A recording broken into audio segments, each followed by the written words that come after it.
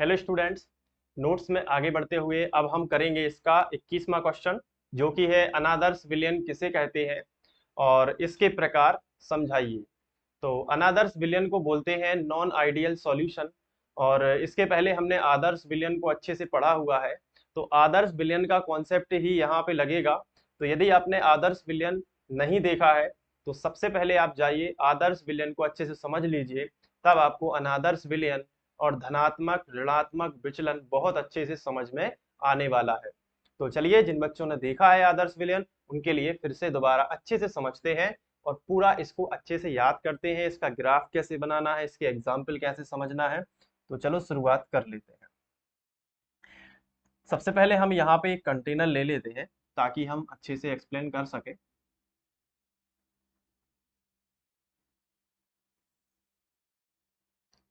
ये देखो, ये हमने एक कंटेनर ले लिया,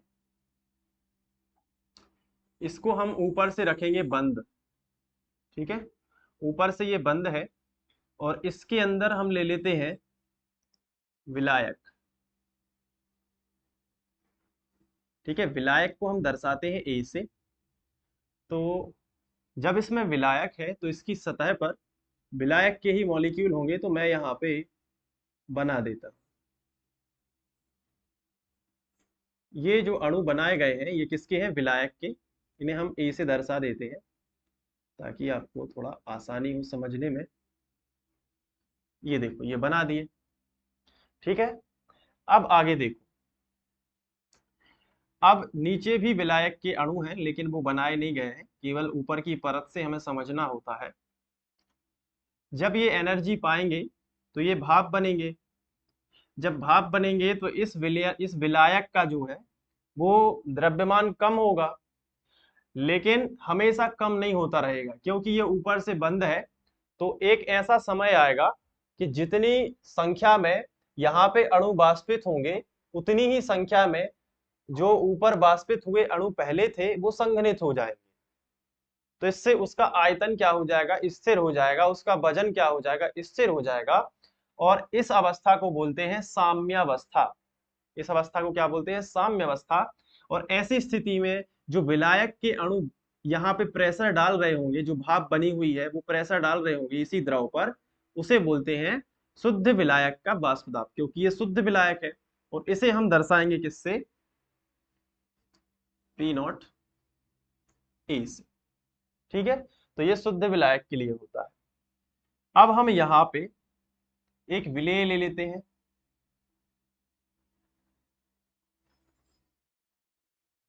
ये भी ऊपर से बंद है। इसमें विलेय के मॉलिक्यूल, ये क्या है? विलेय है। ध्यान से समझना, ये क्या है? विलेय है, जिसे हम बी से दर्शाते हैं। तो यहाँ पे उसके मॉलिक्यूल बना लेते हैं।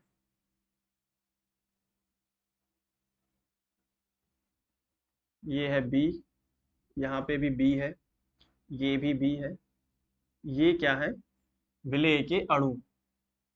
ये भी जब साम्यावस्था की स्थिति में प्रेशर डालेंगे तो वो एक वाष्पदाब होगा, जिसे विलेय की शुद्ध अवस्था, क्योंकि इसमें केवल विलेय है, इसमें विलायक नहीं है, तो शुद्ध अवस्था का जो यहाँ पे वाष्पदाब होगा वो होगा पी वी नॉट। ठीक है, पी वी नॉट, ये पी ए नॉट है। अब इसके बाद हम बात करेंगे विलयन की, जब इनको मिक्स कर देंगे।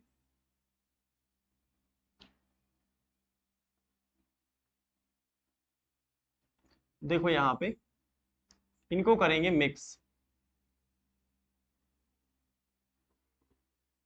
ध्यान से समझते जाना, एक एक पॉइंट इसका जरूरी है समझना। इसको मिक्स कर दे रहे हैं, तो मिक्स करने से क्या होगा? ध्यान से बताओ। तो मिक्स करने से इसके इसके पास विलेय भी होगा और विलायक के मॉलिक्यूल भी होंगे। होंगे कि नहीं होंगे? ऐसे समझो, ये विलायक के अणु हैं और इसके साथ में इसमें विलेय के भी अणु उपस्थित होंगे। तो मैं बीच में बना देता, ये देखिए, ये बना दिए। ये किसके अणु है बताओ? विलेय के अणु है। तो यहाँ पे नीचे भी बिल्कुल वैसा ही, ये ऐसी ऐसी परत बनी होगी नीचे तक, लेकिन उनको बनाना जरूरी नहीं है क्योंकि हमें परत से समझना है। तो अब ये दोनों मिलकर जो प्रेशर डालेंगे वो विलयन का होगा। तो यहाँ पे हम लिख सकते हैं कि ये क्या है, विलयन है, और विलयन के अंदर विलायक है और प्लस विलेय है। अब ये दोनों प्रेशर डालेंगे तो राउट ने कहा था कि ये जो प्रेशर होगा वो इनके अपने अपने मूल प्रभाज के समानुपाती। अब देखो यहां पे जितना प्रेशर है ए का, क्या उतना ही यहां पे होगा? तो आंसर है नहीं, क्योंकि यहाँ पे ए के ही केवल मॉलिक्यूल है, यहाँ पे ए के साथ में बी के भी है, तो इसका थोड़ा सा कम रह जाएगा प्रेशर। तो उसे हम पी नॉट ए नहीं बोल सकते, बल्कि बोलेंगे पी ए। क्या बोलेंगे? P A. तो इसको अच्छे से समझना, ये तो आपने आदर्श विलयन में देख लिया होगा। तो ये हो जाएगा पी ए। इसी तरीके से विलेय का भी, विलेय का जो प्रेशर होगा, क्योंकि अलग अलग प्रेशर निकालने पड़ेंगे, तो विलेय का प्रेशर क्या होगा, विलेय का जो दाब होगा वो कितना होगा, विलेय का वाष्प दाब। तो ये पी बी नॉट नहीं हो सकता, क्योंकि केवल अगर विलेय है परत के ऊपर, परत के अंदर, तो केवल अगर विलेय है तो वो पी नॉट भी होगा, लेकिन इसमें विलायक भी है। तो ये हम लिखेंगे कि ये बनेगा अलग, इसको हम पी भी दर्शा दें, और ये उतना ही ज्यादा होता है जितना इनका मूल प्रभाज होता है। मतलब अगर विलायक का हमें वाष्प दाब निकालना है तो वो उसी अनुपात में बढ़ता है जिस अनुपात में विलायक के मोल उस विलयन में उपस्थित होते हैं, या हम कह सकते हैं विलायक का मूल प्रभाज जिस अनुपात में रहता है उसे उससे उतना ज्यादा प्रेशर लगेगा। ये राउट का नियम है। इसी तरीके से विलेय के लिए भी, विलेय का वाष्प दाब उतना होगा जितना उसके अंदर मोल होंगे विलेय का वाष्प दाब, जीटा वी। और ये हम बोल सकते हैं कि ये राउट का नियम है। क्या है ये बताओ? राउट का नियम। बताओ इतना समझ में आया कि नहीं? अब इसी चीज को थोड़ा सा अच्छे से समझिएगा। यहाँ पे ए और ए के बीच में कुछ ना कुछ आकर्षण बल होता है, तो मैं यहाँ पे बनाऊंगा कि जो ए है और यहाँ पे भी ए है, तो विलायक विलायक के अणुओं के बीच में जितना आकर्षण बल है, यहाँ पे इनके बीच में भी बल होगा, आकर्षण बल, जो कि इंटरमॉलिक्यूलर फोर्स कहलाता है। बी और बी के बीच में भी कुछ आकर्षण बल होगा। समझ में आया कि नहीं? और अगर उतना ही आकर्षण बल यहाँ पे ए और बी के अणुओं के बीच में है, यहाँ पे ए और बी के अणुओं के बीच में, मैं यहीं पे बता देता हूं, उतना ही आकर्षण बल है, तो ऐसे केस में विलयन के आयतन में कोई परिवर्तन नहीं होगा। मतलब अगर यहाँ पे 500 ml आयतन है, यहाँ पे मान लो 10 ml आयतन है विलेय का, तो दोनों मिलाएंगे विलयन के अंदर तो 510 ml ही आएगा। ठीक है, आयतन घटेगा या बढ़ेगा नहीं। चलो ठीक है, इस चीज को भी हमें समझ में आ गया। अब आगे देखते, लेकिन ये किस पर डिपेंड कर रहा है? सारा खेल आकर्षण बल का। यहाँ पे आकर्षण बल, अब एक एक इमेजिन करो, एक कल्पना कर लो आप कि अगर यहाँ पे आकर्षण बल ए और ए के बीच में पहले मजबूत है, अच्छा मतलब एक दूसरे को बहुत ही ताकत के साथ ये खींच रहे हैं, तो ये पास पास होंगे। और ये भी कल्पना कर लो कि बी और बी के बीच में जो फोर्स है वो भी बहुत ही ज्यादा स्ट्रॉन्ग है, ये भी आपस में एक दूसरे को अच्छा खींच रहे हैं। लेकिन जब दोनों को मिक्स किया जाता है तो क्या बनता है? विलयन। अब ये मान के चलो कि जैसे ही मिक्स किया तो ए और बी आपस में जुड़ गए। कौन कौन जुड़ा बताओ? ए और बी। तो जब ए और बी आपस में जुड़े, ये आपस में जुड़े, यहां पे बना लेते हैं ए, इसको यहां पे बना देते हैं। ठीक है, ए आपस में किसके साथ में जुड़ा? बी के साथ। पहले ए के साथ में जुड़ा था, बी के साथ में जुड़ा था, लेकिन जैसे ही मिक्स किया तो ए और ए के बॉन्ड टूटे, बी और बी के बॉन्ड टूटे, और ए ने बी के साथ में रिएक्ट कर लिया। ये तो आपको समझ में आता है। और जैसे ही इनने रिएक्ट किया आपस में, और इनके बीच में बन गया कमजोर बंध। कमजोर बंध बन गया, मतलब दुर्बल वान डर वाल्स बन गया, तो क्या होगा? तो ये जो अणु है, ज्यादा फोर्स ऑफ अट्रैक्शन पहले था तो ये पास पास थे, ये ज्यादा फोर्स ऑफ अट्रैक्शन था तो ये पास पास थे, लेकिन अब क्या हो गया, इनके बीच में आकर्षण बल कम है तो ये दूर दूर, दूर दूर हो जाने से क्या हो गया, इनकी आयतन में बढ़ोतरी हो गई। इसका उल्टा भी हो सकता है। अब मान लो कि यहाँ पे ये जो फोर्स मैंने स्ट्रॉन्ग बताए हुए थे, ये मान लो वीक है, यहीं पे समझ लो ये भी क्या है, वीक है, लेकिन जब ए और बी बना तो स्ट्रॉन्ग बॉन्ड बन गया। तो ये पहले वीक थे तो ये दूर दूर थे, ये भी दूर दूर थे, लेकिन जब स्ट्रॉन्ग बना तो ये पास पास आ गए, पास पास आ जाने से सिकुड़ गया, जिससे आयतन में कमी हो गई। तो दो केस है, या तो मिक्सिंग करने से आयतन बढ़ता है या मिक्सिंग करने से आयतन घटता है आकर्षण बल के कारण। तो अपन ये बोल सकते हैं कि इसका जो डेल्टा भी है, आयतन में परिवर्तन, वो अब ना के बराबर नहीं है, बल्कि कुछ चेंजेस हो रहे हैं। कब? मिक्स करने पर। तो ये कौन सा विलयन हो जाएगा? अनादर्श विलयन। जबकि आदर्श विलयन क्या है कि जितना फोर्स यहाँ पे, अगर स्ट्रॉन्ग फोर्स यहाँ पे है, स्ट्रॉन्ग फोर्स यहाँ पे है और स्ट्रॉन्ग फोर्स यहाँ पे भी है, तो अपन कहेंगे कि ना आयतन बढ़ा ना आयतन घटा। तो ऐसी स्थिति में हम बोलेंगे कि वो कौन सा विलयन हो जाएगा? आदर्श विलयन, आइडियल सॉल्यूशन। लेकिन क्या ऐसा हो रहा है? यहां पे देखो, अब कई विलयन ऐसे भी होते हैं जिनमें पहले स्ट्रॉन्ग फोर्स होता है, स्ट्रॉन्ग फोर्स होता है, विलायक विलायक के अणुओं के बीच में अधिक आकर्षण बल होता है, विलेय विलेय के बीच में अधिक, लेकिन जब मिक्स किया जाता है तो वीक पड़ जाते हैं, तो आयतन बढ़ जाता है। जब आयतन बढ़ेगा, यहां पे समझो जैसे वीक फोर्सेस बने, यहां जैसे क्या बने, वीक हो गए, ये मान लो ये और बी के बीच में वीक बॉन्ड है, वीक है बिल्कुल, यहां पे भी वीक है, यहां पे भी वीक है, यहां पे भी बॉन्ड कैसा, वीक है।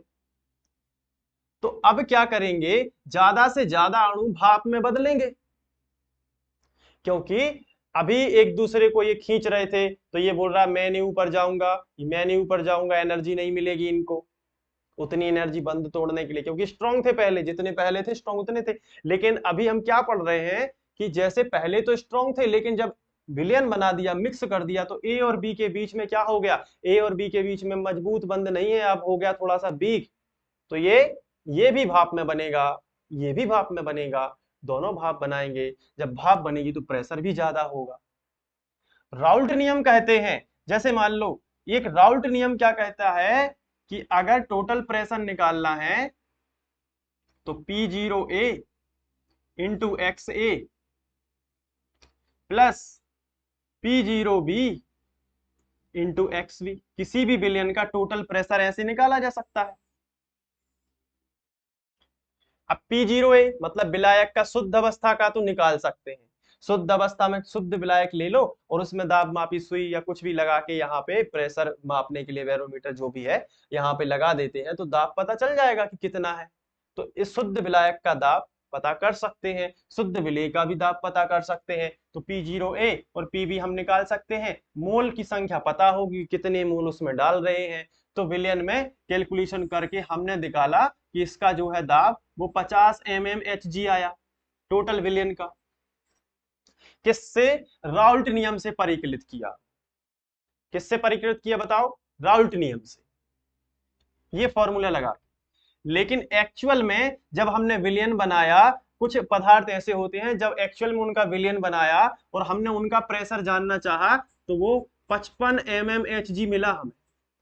तो हमने देखा कि वही विलयन राउल्ट के नियम का सूत्र से निकाल रहे हैं तो 50 mmHg आ रहा है उनके सूत्र से, जबकि प्रैक्टिकली देखा जा रहा है तो 55 mmHg आ रहा है। तो ऐसा क्यों? तो बाद में बताया गया कि ऐसा हुआ होगा कि पहले विलायक विलायक मजबूती से जुड़े होंगे, विलेय विलेय मजबूती से जुड़े होंगे, लेकिन जब उनका विलयन बनाया गया तो वो दुर्बल बंध से जुड़ गए, तो वो जल्दी जल्दी उनके बीच में क्या हुआ कि ये भी भाप में बन गया, ये भी भाप में बन गया, तो ज्यादा भाप बन गई, जिससे ज्यादा प्रेशर हो गया। तो फिर राउल्ट के नियम से ये विचलन प्रदर्शित कर दिया। राउल्ट का नियम 50 बता रहा है, इसने बता दिया 55, तो ये ज्यादा बता दिया, तो ये अनादर्श विलयन हो गया, जो राउल्ट के नियम को फॉलो नहीं कर रहा, जिसका डेल्टा भी मिक्सिंग 0 के बराबर नहीं है। जिसका एंथैल्पी चेंज भी नहीं हुआ। इस एंथैल्पी जो चेंज है वो भी हो गया यहाँ पे, मतलब एंथैल्पी अगर मिक्स किया तो यहाँ पे देखो स्ट्रॉन्ग बॉन्ड थे लेकिन वो बना तो कम एनर्जी ले लिया इसने। पहले ज्यादा एनर्जी देनी पड़ी लेकिन जब बॉन्ड बना तो कम ऊर्जा लगी, क्योंकि वीक बॉन्ड है, कमजोर बंध है, तो कम ऊर्जा लगी, तो एंथैल्पी में भी चेंज हो गया, कम ज्यादा का खेल हो गया। जबकि इसके पहले क्या था कि जितना मजबूती से यहां जुड़ा है ए और ए, जितना मजबूती से बी और बी जुड़ा है उतना ही मजबूती से ए और बी जुड़ता था। तो जितनी ऊर्जा तोड़ने के लिए देनी पड़ती थी उतनी ही ऊर्जा बनाने के लिए देनी पड़ती थी। तो ऊर्जा में कोई परिवर्तन नहीं होता था, जितनी ऊर्जा पहले देनी पड़ी थी उतनी ही ऊर्जा अभी भी है। लेकिन यहाँ पे क्योंकि सभी स्ट्रांग थे या सभी वीक थे, यहाँ पे पहले स्ट्रांग फिर वीक या पहले वीक फिर स्ट्रांग, ऐसे में दिक्कत हो रही। तो ये ऐसे विलयन अनादर्श विलयन क्या कहलाते हैं? ऐसे विलयन जो सांद्रता एवं ताप की सभी परिस्थितियों में राउल्ट के नियम का पालन नहीं करते हैं, जिनमें डेल्टा वी मिक्सिंग बराबर नहीं है जीरो, जिनमें डेल्टा एच मिक्सिंग बराबर नहीं है जीरो, उन्हें हम कहते हैं अनादर्श विलयन। बताओ समझ में आया कि नहीं? अनादर्श विलयन अच्छे समझ में आ गया कि नहीं? किसका खेल है? सिर्फ आकर्षण बल का खेल है। अगर आपको अभी भी समझ में नहीं आया है, एक बार थोड़ा सा आप वीडियो लेक्चर शुरू से चला दीजिए, आपको पूरा समझ में आ जाए। किसका खेल है? आकर्षण बल का। आदर्श विलयन में आकर्षण बल बिल्कुल समान होते हैं, मिक्सिंग के बाद भी उतना ही आकर्षण बल रहता है जितना पहले है, लेकिन अनादर्श में ऐसा नहीं होता। इसके नोट्स में आपको थोड़ा दिखाना चाहूंगा, ये देखो अनादर्श विलयन के लिए।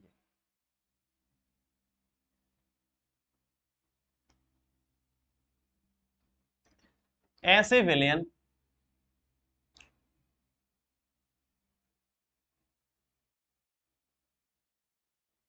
विलयन जो सांद्रता एवं ताप की सभी परिस्थितियों में राउल्ट के नियम का पालन नहीं करते हैं, राउल्ट के नियम का पालन नहीं करते हैं। ठीक है, देखो पी ए नॉट बराबर नहीं है पी जीरो इंटू एक्स से, या पी बी नॉट बराबर नहीं है, ये राउल्ट का नियम लिखा हुआ है तो बराबर नहीं लगा देना, इसमें बराबर नहीं। तो ये रटने के लिए अगर बोला जाए तो आदर्श का ठीक उल्टा है, लेकिन कॉन्सेप्ट भी तो समझना है। देखो आदर्श विलयन दो प्रकार के होते हैं, अब इनको हम पढ़ने वाले हैं, इतना तो समझ में आ गया। अब आदर्श विलयन कितने प्रकार के होते हैं? दो प्रकार के। पहला होता है ऋणात्मक विचलन। अब इसको समझो, जैसे हमने यहाँ पे बताया कि ये देखो राउल्ट नियम के द्वारा परिकलित वाष्प दाब है 50,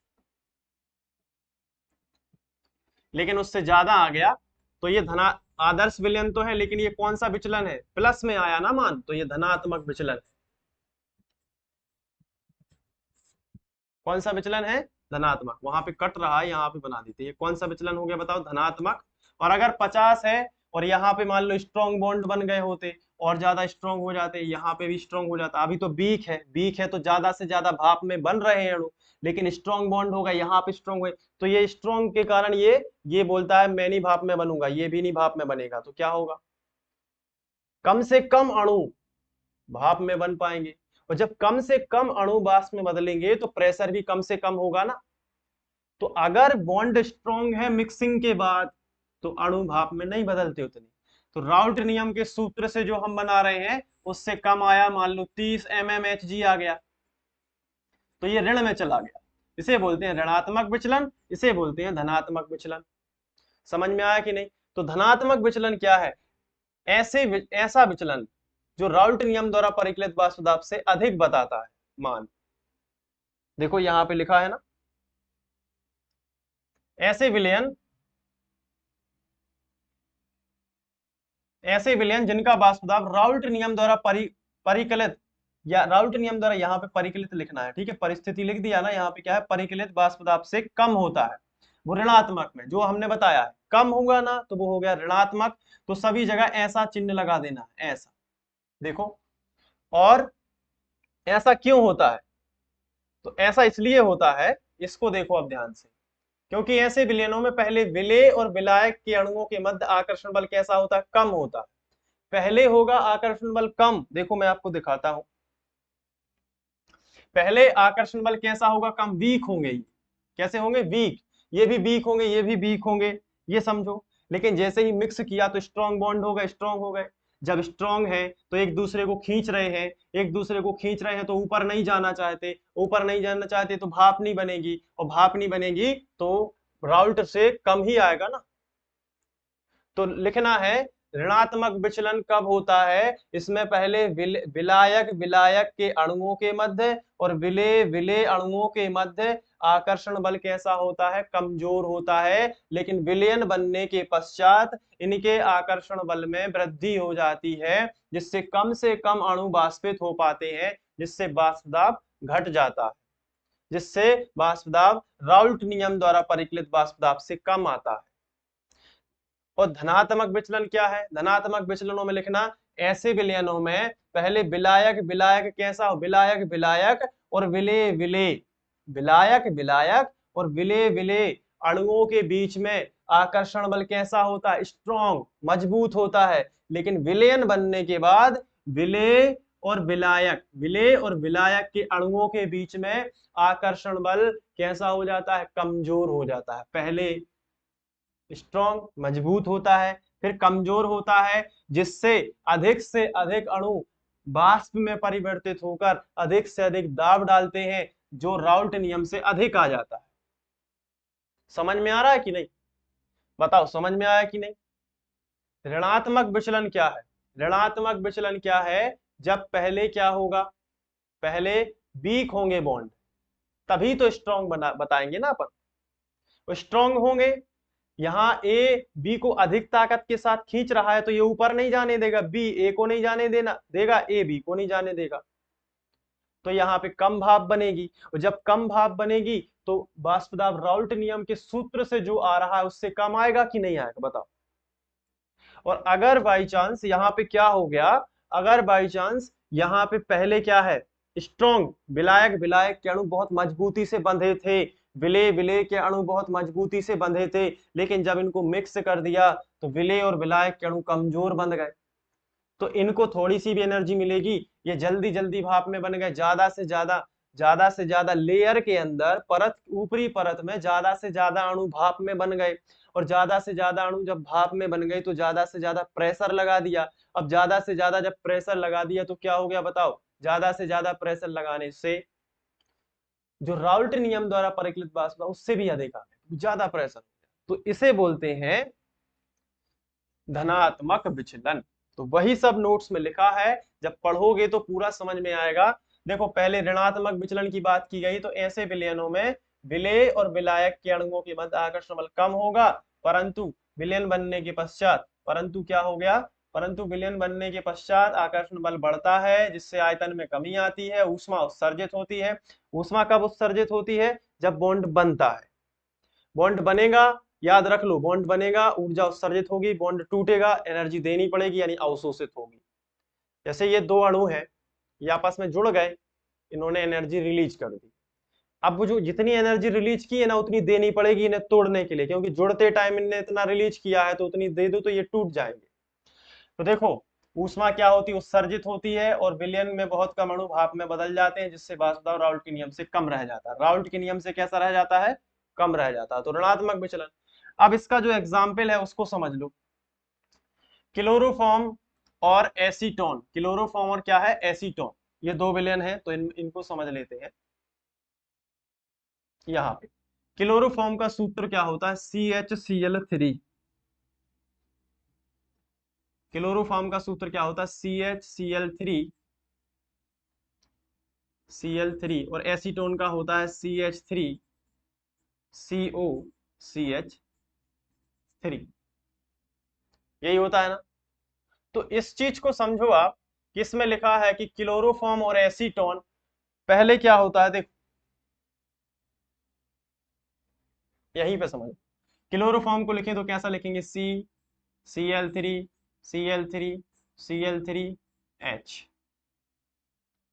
तो देखो C और Cl के बीच में जो बंध है ये दुर्बल है, ये भी क्या है दुर्बल है, ये भी क्या है दुर्बल वैन डर वाल्स वाल है। कहीं हाइड्रोजन बंध है क्या, नहीं, हाइड्रोजन बंध कब बनता है, जब हाइड्रोजन के साथ में ऑक्सीजन नाइट्रोजन और फ्लोरीन जैसे तत्व होते हैं, तो वो बॉन्ड बना लेते हैं स्ट्रॉन्ग बॉन्ड, ये अधिक ऋण विद्युतीय तत्व जो होते हैं स्ट्रॉन्ग बॉन्ड बनता है। यहाँ पे क्या है कुछ ऐसा नहीं, तो ये दुर्बल वैन डर वाल्स है, मतलब इनके बीच में जो बंध है वो कमजोर है।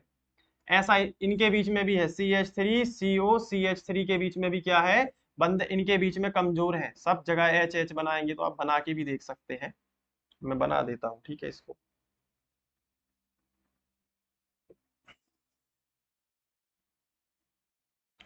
C डबल बॉन्ड O, फिर यहाँ पे पहले CH3 ऐसे बना दिया, फिर यहाँ पे एक और C है तो CH3। लेकिन अब अपन को यहाँ पे एक H बनाना पड़ेगा अंदर, या इसको वैसे ही लिखा रहने देते हैं, और कॉम्प्लिकेटेड हो जाएगा नहीं तो आपके लिए। मान लो इसके बीच में क्या है, इनके बीच में दुर्बल बॉन्डर वाल्स बल है, ठीक है, दुर्बल बॉन्डर वाल्स बल। लेकिन इनको मिला रहे हैं तो कैसे बनेगा, देखो ये है हाइड्रोजन और ये है ऑक्सीजन, तो हम ये बता रहे हैं कि हाइड्रोजन ऑक्सीजन के बीच में कौन सा बॉन्ड बनेगा, हाइड्रोजन बॉन्ड। तो ये अधिक ताकत से एसीटोन को अपने पास खींच लेगा, अधिक ताकत से एसीटोन को अपने पास खींच लेगा। यहाँ पे देखो ये खींचेगा तो आयतन में कमी होगी, जब आयतन में कमी होगी तो कम से कम अणु क्या करेंगे, भाप में बदल पाएंगे, और जब कम से कम अणु भाप में बदल जाएंगे तो प्रेशर भी कम आएगा, जब प्रेशर कम आएगा तो ऋणात्मक विचलन प्रदर्शित करेगा। देखो यहाँ पे यही लिखा, क्लोरोफॉर्म और एसीटोन। क्लोरोफॉर्म में C बॉन्ड Cl तथा C बॉन्ड H के मध्य दुर्बल वांडर वाल्स बल होते हैं, तथा विलायक एसीटोन में भी अणुओं के मध्य दुर्बल वांडर वाल्स बल होता है, जो कि हमने अभी समझाया है आपको, जिससे विलेय तथा विलायक दोनों के अणुओं के मध्य आकर्षण बल कैसा हो जाता है, कम हो जाता है। दोनों के आकर्षण बल कैसे रहते हैं, कम, परंतु जब दोनों को मिलाया जाता है तो दोनों के मध्य कौन सा बंध, हाइड्रोजन बंध का निर्माण होता है, जिससे आयतन में क्या हो जाती है, कमी आ जाती है। हाइड्रोजन बंध आपस में स्ट्रॉन्ग में, हाइड्रोजन बंध में क्या आयतन में कमी आएगी, ऊर्जा उत्सर्जित होगी, और विलयन के बहुत कम अणु भाप में बदल पाते हैं, जिससे वाष्प दाब राउल्ट के नियम द्वारा परिकलित वाष्प दाब से कम रह जाता है। तो ये रह गया। अब इसका ग्राफ कैसे बनाओगे, ग्राफ कैसे बनाओगे वो समझो। धनात्मक ऋणात्मक विचलन इसी में हमने समझा दिया है, ध्यान दो। ग्राफ कैसे बनाओगे, पहले तो वो बना लेना मेन वाला, मेन राउल्ट का नियम। यहाँ पे होता था P0B, हमने समझाया था ना, यहाँ पे होता है P0A, यहाँ पे 0, इसके लिए हम लिख सकते हैं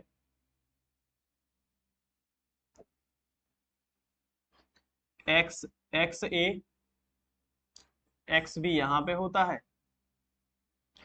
दोनों के ग्राफ साथ में समझा दे रहा, ठीक है, समझा दो, इसको मिटा देगा, पहले आपको दोनों के ग्राफ अच्छे से समझ में आएंगे, ऋणात्मक धनात्मक की, ठीक है, तो जल्दी भी हो जाएगा और आपको समझ भी आ जाएगा। यहाँ पे पहले दो खड़ी लाइन खींचते हैं, फिर एक सीधी लाइन है, ठीक है, आगे समझ में। ये तो बिल्कुल ऐसा ही यहाँ पे भी बना देना है, दो खड़ी लाइन, एक ऐसी। अब ये वाली है, यहाँ पे XA और XB यहाँ पे लिखना है, XA XB यहाँ पे भी लिख देना, सेम बिल्कुल वैसा यहाँ पे XA XB,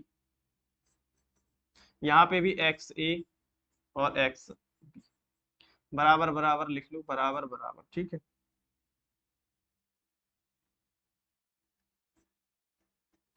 ये वाली जो लाइन है वो विलेय के लिए है, तो विलेय पूरा होगा 1, X से हो जाएगा 0।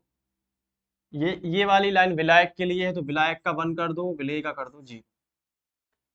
राउल्ट का नियम कहता है, जो राउल्ट का नियम कहता है उसको भी हम लिखेंगे यहाँ पे। राउल्ट का नियम कहता है P टोटल, किसी भी विलयन का वाष्प दाब P0A into XA plus P0B into XB। तो अगर राउल्ट के नियम में ये वाले मान रखेंगे तो आंसर आएगा, देखो x से बराबर 0 रखोगे तो ये तो पूरा 0 हो जाएगा, और x भी बराबर 1 रखोगे तो ये 1 हो जाएगा, तो उत्तर कितना आएगा, P0B। तो यहाँ पे आपको क्या लिख देना है, P0B। इसी तरीके से ये रखोगे तो आएगा P0A, आप कर लेना, यही आएगा P0A। बिल्कुल यही यहाँ पे बना लो P0B, और यहाँ पे क्या लिख लो, P0A।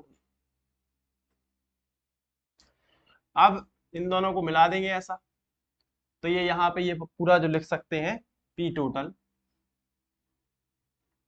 P0A into XA plus P0B into x. अब इसको इससे कनेक्ट कर दो, इसको इससे कनेक्ट कर दो, मिलाना पड़ता है, ठीक है, ताकि यहाँ पे रिलेशन मिल सके।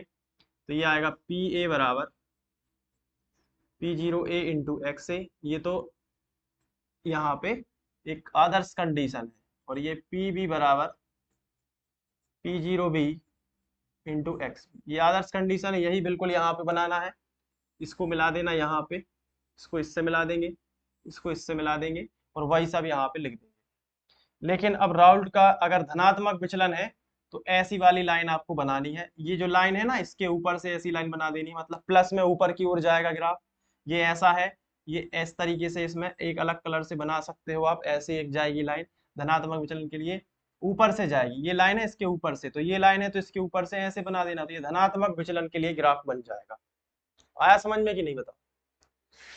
ऋणात्मक के लिए क्या करोगे, ऋणात्मक के लिए आप ऐसे करोगे, ये नीचे बना देना ऐसे, मतलब नीचे नीचे बना देना, ये नीचे बना देना, ये ऋणात्मक के लिए बनेगा सिर्फ ऐसा। तो ये ग्राफ बिल्कुल सरल है। अब हम बात करेंगे धनात्मक विचलन की। तो धनात्मक विचलन में ऐसे विलयनों में पहले विलय विलायक के अणुओं के मध्य आकर्षण बल कैसा होता है, अधिक होता है।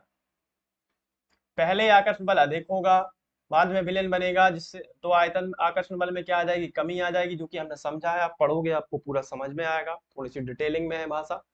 जिससे आयतन में भी क्या होगी, वृद्धि होगी। आयतन क्यों बढ़ेगा, क्योंकि आकर्षण बल में कमी आएगी तो अणु दूर दूर हो जाएंगे, तो आयतन तो बढ़ेगा ना। आयतन में वृद्धि होगी, ऊष्मा अवशोषित होगी। ऊष्मा क्यों अवशोषित होगी, क्योंकि बॉन्ड अब ऐसे दूर दूर हो गए, तो ऊष्मा उन्होंने ले ली, ठीक है। अब और विलयन में बहुत अधिक अणु वाष्पित होते हैं, जिससे वाष्प दाब राउल्ट के नियम द्वारा परिकलित वाष्प दाब से कैसा अधिक। उदाहरण H2O बेंजीन का उदाहरण है। तो पहले H2O की बात करें, H2O में हाइड्रोजन बॉन्ड होता है। H2O में क्या होता है, हाइड्रोजन बॉन्ड। लेकिन जब बेंजीन के साथ मिलाएंगे, यहीं पे समझ लो,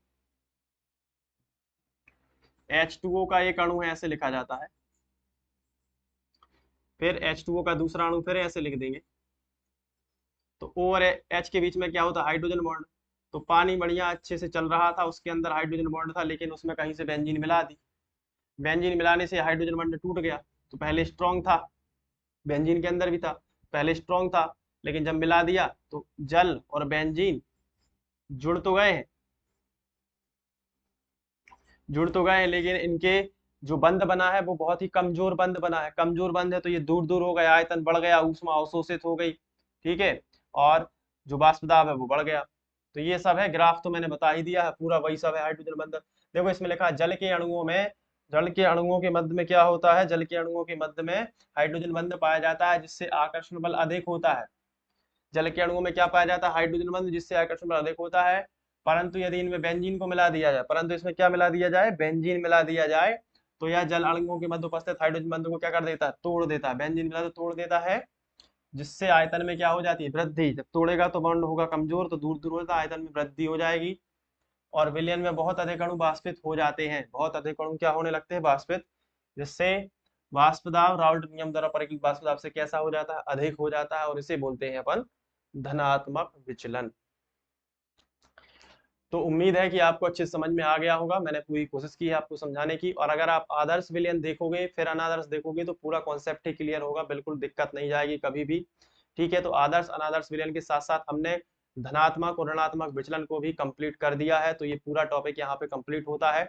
इसके बाद हम लोग अणु संख्या गुणधर्म अच्छे से पढ़ेंगे, तो उसमें आप जुड़े रहिएगा। और हाँ, नोट्स डाउनलोड करने के लिए आप हमारी वेबसाइट पर जा सकते हैं। वेबसाइट का नाम है sandeepkharenotes.com। तो यहाँ पे आप नोट्स अच्छे से ले सकते हो, प्रिंटेड फॉर्म में अपने पास रख सकते हैं। ये बेहतरीन नोट्स हैं, इनको आप हल्के में मत लीजिएगा, अच्छे से पढ़िएगा, ठीक है। और साथ में इंस्टाग्राम पर भी फॉलो कर सकते हैं, इंस्टाग्राम की लिंक आपको चैनल के अबाउट सेक्शन में मिल जाएगी। मिलते हैं नेक्स्ट वीडियो लेक्चर में, तब तक के लिए बाय, थैंक यू।